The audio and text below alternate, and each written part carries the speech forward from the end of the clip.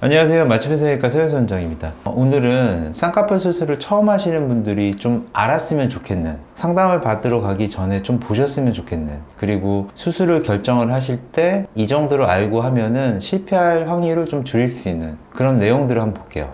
이분이 오늘 사연을 주신 구독자분이신데 나이가 30대세요. 그런데 한 번도 수술하신 적이 없어요. 그래서 수술을 좀 해보려고 하는데 어떤 쌍꺼풀을 원하는지도 잘 모르겠고 절개를 해야 될지 비절개를 해야 될지 모르겠고 트임이 나한테 필요한지도 잘 모르겠고 지방을 제거해야 되는 건지 눈매 교정은 해야 되는 건지 이런 여러 가지 것들이 있잖아요. 이런 거를 간략간략하게 하나씩만 좀 알아볼게요. 일단 내 눈에 맞는 라인을 결정하는 거는 사람마다 너무 다르기 때문에 본인의 주관에 의해서 결정한다고 생각을 하셔야 돼요. 그런데 기준은 있어요. 기준이 뭐냐 하면은 이 문고주름이랑 연결된 바로 이 선이에요. 이 선을 보통 기준으로 많이 잡아요. 이거를 보통 우리가 이제 인아웃 라인이라고 많이들 얘기를 하는데 이게 왜 인아웃이냐면은 이거를 포함해서 아래로 잡으면은 인라인이고 요 위로 잡으면은 아웃라인이기 때문에 그래요. 그 경계부에 있다고 해서 인아웃이라고 얘기를 해요. 쉽게 생각을 하면은 속상, 속상, 속상, 속상, 겉상 이렇게 되는 거죠. 그러니까 속상하고 겉상의 경계부예요. 그래서 이거는 인아웃은 쉽게 생각을 하면은 속상 중에서 제일 높은 라인이라고 생각을 하시면 돼요. 이게 왜 중요하냐면은 보통의 경우 수술을 처음 하시거나 이런 분들은 인터넷으로 찾아보니까 막 눈이 막 부리부리 해가지고 소세지가 된 사람들 그래서 엄청 고생한다라는데 나 그렇게 되면 어떡하지? 막 이런 고민들을 되게 많이 한단 말이에요. 그럴 경우에는 기본이 속상이에요. 인아웃이 그 속상 중에서 제일 높은 라인이니까 가장 적합할 수 있는 거고 대다수 뭐 7, 80%가 거의 다 인아웃을 한다고 생각을 해도 돼요. 그러면은 인아웃이 정답이냐? 그건 아니에요. 집에서도 간단하게 할 수 있는 거예요. 이쑤시개 같은 걸로 이 몽고밴드랑 연결된 선에다가 한번 잡아보는 거죠. 그리고 그 위쪽에다가도 한번 잡아보는 거예요. 그래서 둘 중에 내 마음에 드는 라인이 어떤 건지 내가 먼저 한번 느껴보고, 왜냐하면은 결국에는 본인의 주관이에요. 그리고 잘 모르겠다 하면은 쌍테 같은 걸 요 밑에다가 좀 붙여도 되는 거예요. 그래서 느낌을 좀 보는 거죠. 그래서 나는 겉상, 뭐 세미아웃 같은 걸 하니까 도저히 안 되겠어. 이건 진짜 도저히 못 하겠어. 그러면은 그냥 인아웃으로 넘어가는 거고, 인아웃 했는데 이거보다 약간 더 올려잡는 게 나 입장에서 좀 더 괜찮은 것 같은데? 그러면은 세미아웃을 해도 되는 거죠. 소세지냐 아니냐의 유무는 어차피 상담을 받아보면은 대충 아시게 되니까 일단 그렇게만 생각을 하시면 돼요. 그런데 이분 같은 경우는 보세요. 눈썹을 엄청 많이 찍게 뜨죠. 이거 눈썹 많이 찍게 뜨시는 거예요. 지금 잘 보이진 않지만 여기에 추미근이 이런 식으로 힘이 이렇게 져 있는 거 보면은 제 생각에 나는 평상시에 눈을 아마 이렇게 뜨고 계시는 분이신 것 같아요. 그렇다는 얘기는 여기에 처진 피부가 되게 많다는 얘기예요. 그리고 나이가 지금 현재 30대시니까 앞으로 더 처질 확률이 더 높겠죠. 그렇다는 얘기는 이분 같은 경우에는 만약에 인아웃을 잡는다 하면은 제 생각에는 아주 얇은 속상밖에 안 나타날 거예요. 그래서 그게 내 마음에 든다면은 인아웃으로 가시는 게 좋고, 만약에 이거를 조금 더 미래를 생각해 가지고 조금 더 보여주게 하길 원한다 하면은 여기 요 주름 보이죠? 요 주름이에요.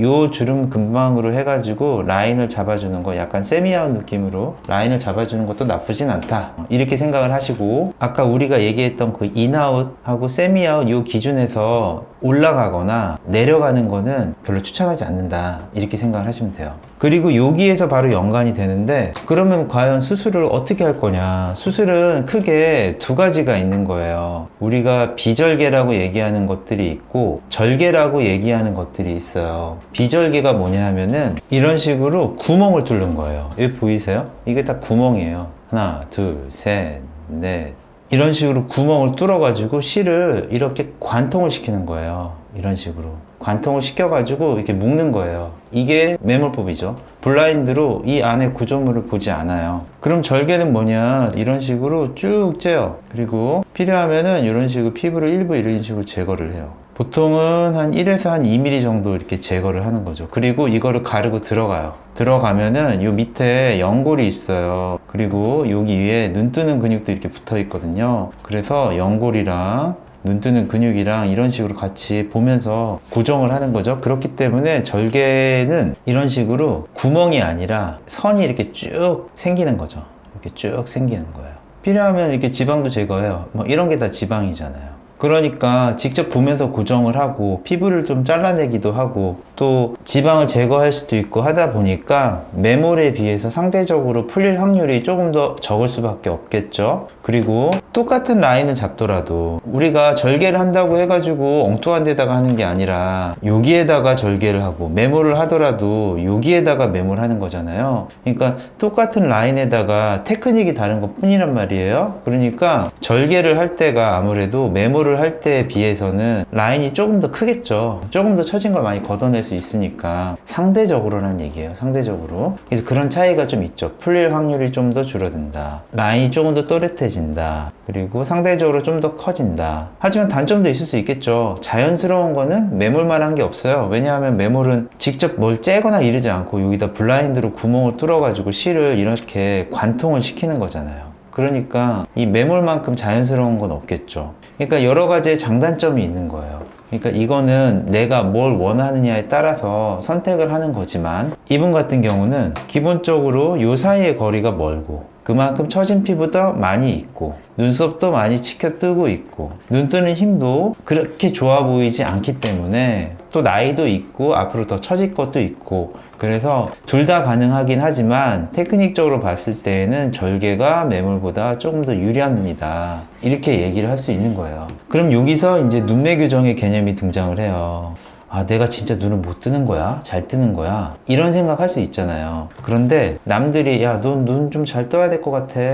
그런 말 듣지 않고 그냥 평상시 그냥 내가 크게 불편함 없이 살아온다 하면은 대다수는 정상이다. 이렇게 생각을 하시면 돼요. 물론 완전한 정상은 아니겠죠. 그리고 엄청나게 눈을 잘 뜨는 것도 아니겠죠. 눈을 진짜 잘 뜨는 사람 따로 있어요. 그렇긴 하지만 이거는 정상 범주에 속한다고 생각을 해야 돼요. 그 얘기는 바꿔 얘기하면은 우리가 수술을 할 때 무조건적으로 눈매 교정을 해야 돼 이렇게 얘기할 수는 없는 거예요. 그러면 왜 우리가 수술을 할 때 눈매 교정을 약간 해주는 게 좀 더 좋습니다 이렇게 얘기를 하냐면은 우리가 라인을 이렇게 잡게 되면은 눈 뜨는 근육 입장에서는 더 무거운 거를 들고 뜨는 거예요. 그렇기 때문에 라인이 올라간 것만큼 상쇄시키기 위해서 약간의 눈매 교정을 해주는 것 자체는 나쁜 건 아니란 말이죠. 어떤 목적에서? 미용적인 목적에서. 우리는 지금 암 수술을 하러 온 게 아니잖아요. 성형 수술을 하러 왔잖아요. 그러니까 미용적인 목적에서 약간의 눈매 교정을 해주는 건 나쁘지 않다 이렇게 얘기를 하는 거죠. 이분도 똑같은 거예요. 이분한테 심각한 안검하수가 있다고 얘기할 수가 없어요. 심각한 안검하수가 계신 분들은 이 여기에 보이는 이 눈꺼풀 테두리가 이렇게 내려와야죠. 그런데 이분이 눈을 그렇게 잘 뜬다고 볼 수 없는 이유가 뭐냐면은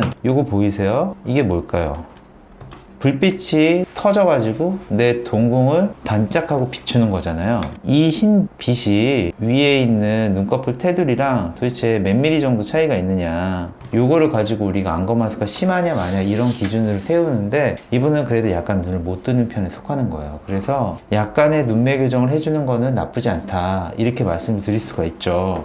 그래서 지금까지 우리가 알아본 게 어떤 라인을 잡을지, 어떤 테크닉을 사용을 할지, 눈매 교정은 어떻게 해야 될지 이거에 대해서 알아봤어요. 그러면은 항상 트임해야 돼요? 지방 빼야 돼요? 이런 게 항상 나오거든요. 이분 같은 경우에는 지방이 많을까요? 적을까요? 이분은 지방이 적으신 분이에요. 그걸 어떻게 할 수 있느냐? 여기가 꺼져 있잖아요. 여기가 이런 식으로 좀 꺼져 있잖아요. 그리고 이거 보이세요? 지금 이 겹지고 있는 것들 이렇게 이게 왜 겹지냐면은 지방은 꺼지고 있고 피부는 늘어나고 있으니까 눈도 살아야 되잖아요. 그러니까 이 보세요. 풍선에 물이 이만큼 가득 담겨져 있는데 이 물이 막 빠졌어요. 다 없어졌어요. 그럼 풍선이 어떻게 되겠어요? 이렇게 늘어지겠죠. 똑같아요. 지금 지방이 여기에 이렇게 있었는데 막 빠지고 있어요. 그러면 피부가 어떻게 되겠어요? 쭉 늘어나겠죠. 그러면은 우리 눈을 다 가릴 거잖아요. 그럼 눈도 살아야 되잖아요. 그러니까 여기 겹을 만들어내는 거예요. 이런 식으로.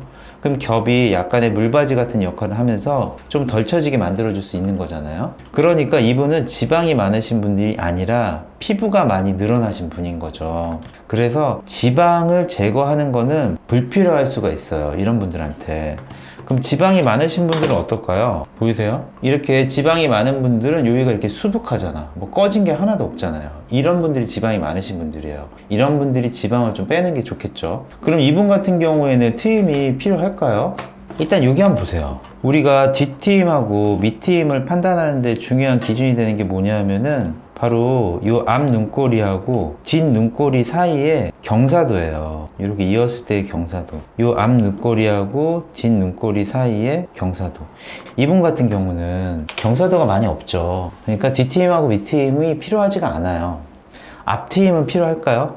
여기 보면은 이런 식으로 살짝 아래로 내려오는 게 보이고 여기에 있는 눈물샘 요만큼 보이죠. 그쵸? 이분은 문구주름이 심하다고 얘기할 수 없어요.